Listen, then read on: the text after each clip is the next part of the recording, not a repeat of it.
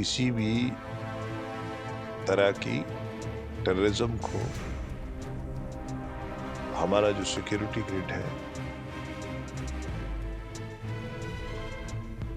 उसको कफरे किरदार तक पहुंचाया जाएगा। ये इसी तरह के बयान और नई जनरेशन का दिमाग को खराब करता है। आज नई जनरेशन इनके बहकावे में, इनके धोखे में, इनके ऐसे बयानों, नरेंद्र मोदी जी के भारत में इन चीजों की कोई स्पेस नहीं है। जो भी ऐसी सोच रखे उसको चाहे इसको सपोर्ट करेगा, उसको ढूंढ। दिल्ली धमाके के बाद जम्मू कश्मीर के नौगांव में बीती रात एक बड़ा धमाका हुआ जिसमें 9 लोगों की मौत हो गई, कई लोग घायल हो गए। इस वक्त मेरे साथ इस पर ज्यादा बातचीत करने के लिए जम्मू कश्मीर के नेता और बीजेपी से राज्यसभा सांसद गुलाम अली खटाना जी हैं। सर, जिस तरीके से एक दर्दनाक घटना घटित हुई जिसे सरकार ने बाद में आतंकवादी घटना करार दिया, जो दिल्ली के लाल किला पे घटित हुई, उसके बाद फिर कल बीती रात फिर जम्मू कश्मीर के नौगांव में एक ब्लास्ट हुआ जिसमें 9 लोगों की मौत हो गई। अब ऐसे में कई सवाल विपक्ष की तरफ से भी उठाए जा रहे हैं। फारूक अब्दुल्ला जम्मू कश्मीर के जाने माने नेता, उनका एक बयान आया है। वो कह रहे हैं कि दिल्ली में जो धमाका हुआ उसके बाद जम्मू कश्मीर के हर परिवार पर उंगली उठाना ठीक नहीं है और इसके लिए जो जिम्मेदार हैं उनसे सवाल पूछें कि जो डॉक्टर थे वो इस रास्ते को उनको क्यों अपनाना पड़ा। इस तरीके के उन्होंने सवाल खड़े किए हैं और वो कह रहे हैं कि इसकी गहन जांच होनी चाहिए। देखिए, फारूक अब्दुल्ला साहब उम्र का भी तकाजा है। अब उनका जो वो कहते हैं उसका अब कश्मीर की जो यंगर जनरेशन है उन बातों को ज्यादा ध्यान नहीं देती है। देश की रहनुमाई नरेंद्र मोदी जी कर रहे हैं। देश के वजीर दाखिला अमित शाह जी हैं। जीरो टॉलरेंस है किसी भी तरह की टेररिज्म को हमारा जो सिक्योरिटी ग्रिड है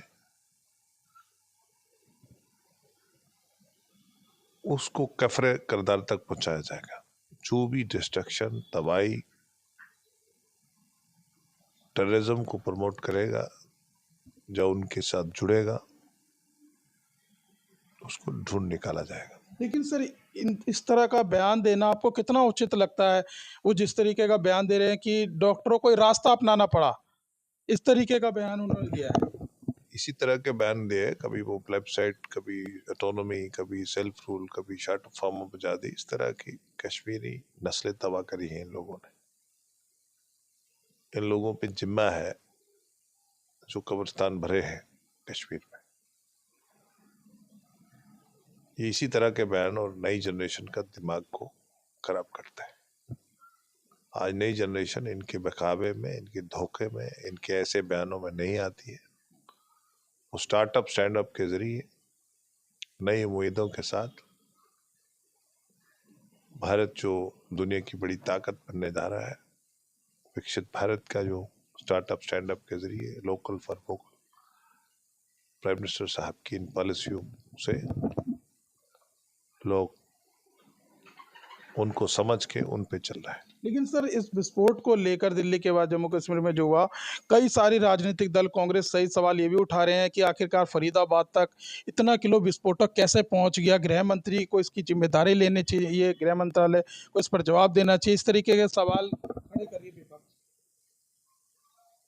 नहीं, उनको किसी पे उंगलियां उठाने से पहले अपने गृह में झांकना चाहिए कि कश्मीर किस, देश किस बुरे हालात में था, घोटालों में था, टेररिज्म का, नक्सलाइट का, हर तरफ से मारा मारी थी, देश की इकोनॉमी कैसी थी।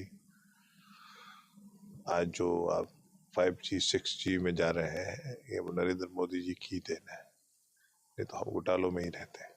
लेकिन कांग्रेस ने यह सवाल खड़ा किया कि दिल्ली के लाल किले पे जो विस्फोट हुआ उसे इन्हें 3 दिन लग गया आतंकवादी घटना करार करने में।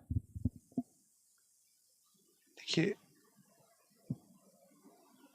नरेंद्र मोदी जी के भारत में इन चीजों की कोई स्पेस नहीं है। जो भी ऐसी सोच रखेगा उसको, चाहे इसको सपोर्ट करेगा, उसको ढूंढ निकाला जाएगा और कैफरे करदाल तक पहुंचाया जाएगा। कल सर बिहार के साथ ही उपचुनाव के भी नतीजे आए हैं। आप जम्मू कश्मीर से आते हैं, नगरोटा और बड़गाम 2 सीट थी। नगरोटा पे तो आपने फिर से बाजी मार ली है बीजेपी ने, और बड़गाम में पीडीपी जीत गई है। कैसे देखते हैं इसमें? देखिए,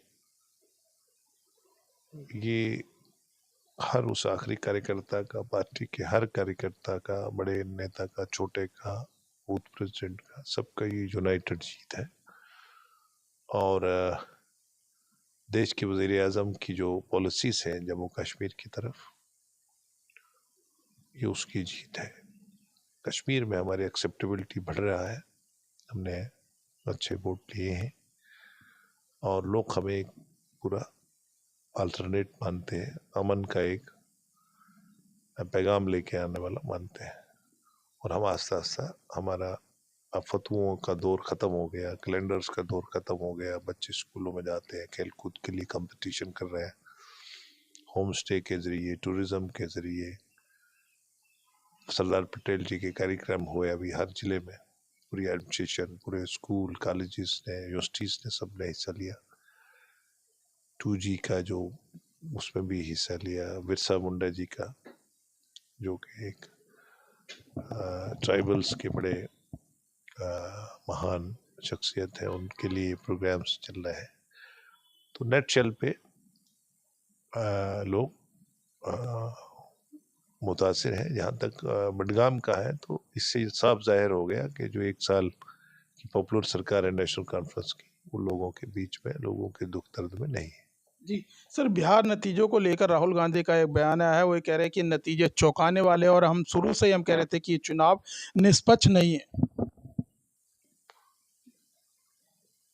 देखिए, चुनाव आ गया है, लोगों ने, रिजल्ट आ गया है, लोगों ने जंगल राज को, फैमिली राज को निकारा है और SIR जैसी, इलेक्शन कमीशन ऑफ इंडिया के डिसीजंस को सराहा है। और ट्रांसपेरेंसी, अकाउंटेबिलिटी और लोगों का जमहूरियत पे भरोसा बना रहे। और जैसा आपने देखा, NDA के एलाइज जिनकी रहनुमाई नरेंद्र मोदी जी कर रहे हैं, किस तरह जीत लेके और पहले से ज़्यादा सीटें लेके आए हैं। ये सारा वज़ीर आज़म साहब का जो मिशन और विज़न, और नौजवान के लिए, एनवायरनमेंट के लिए, टेक्नोलॉजी के लिए, दुनिया की बड़ी ताकत बनने के लिए, दुनिया में बोलबाला, और सब समाज के लोगों का वोट भी आया है और सपोर्ट भी है। और प्राइम मिनिस्टर साहब पे उन्होंने फिर से अपना भरोसा जिताया। जी, बहुत बहुत धन्यवाद सर। तो देखिए, हमारे साथ बातचीत करने के लिए थे बीजेपी के राज्यसभा सांसद गुलाम अली खटाना जी। फिलहाल इस वीडियो में बस इतना ही। बाकी खबर देखने के लिए देखते रहिए पॉलिटिशियंस इंडिया न्यूज़। धन्यवाद। अगर आपको हमारा वीडियो अच्छा लगा तो हमारे चैनल को सब्सक्राइब करें, हमारी वीडियो को लाइक करें, शेयर करें और ऐसे ही देश की तमाम बड़ी खबरों के लिए जुड़े रहें पॉलिटिशियंस इंडिया के साथ।